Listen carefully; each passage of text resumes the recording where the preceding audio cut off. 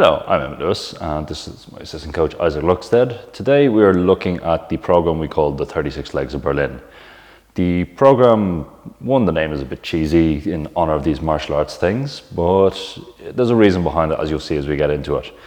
The name Berlin, it came from a time I was living in Berlin, and me and my friend Craig Mallet, who you can also find online, who has similar programs on these kind of kung fu leg training approaches. We came up with a program between us going like, okay, let's try this. And we tried it for 36 days.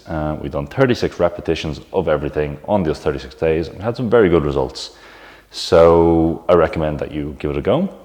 In terms of everything we're going to do, we'll explain a bit more detail as we get into the individual exercises, but everything will be done for either a 36 breath hold. So you'll hold a static position for 36 breaths, working your own breathing pace, and hopefully as you get more relaxed, it will draw out and get a bit longer. We will do 36 repetitions of everything, or static holds, or 36 kicks. In general, it will start out hopefully quite challenging, and then at the period of time, you will see it develop and get further and easier and easier. One of the main concepts I do want to get across, particularly with the stretch kicks, particularly for week 1 and 2, is just take it really easy with them. I'll reiterate this in kicks, but we're starting gentle, we're learning the technique. Once you get the technique and the concepts behind it, then we can start putting a bit of power, putting a bit of height into it. But just take your time. It's just one of those ones, until you have the technique right and you're feeling confident with it, there's a risk that you could overextend yourself slightly. So we can avoid that just by taking our time and being gentle.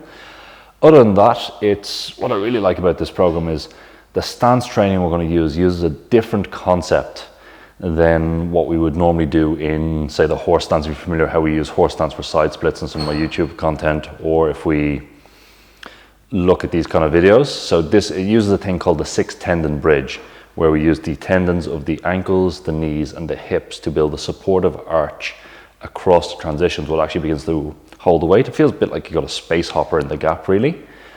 So you have to find that by yourself. It'll take a bit of practice. We'll guide you through it.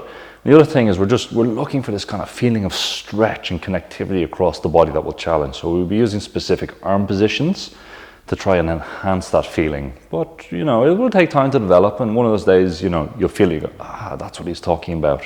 So that's what we're looking for. We're looking to transfer power from the feet, through the hips, through the waist, out the spine and out the arms. It'll take you some time, but you'll get there eventually. Other than that, you can kind of expect that. I'd almost say put your other stretching to the side. If you're doing loaded mobility or other stuff, you won't need it. Just put it away for a bit, come back to it, or just have some relaxed stretching on the side.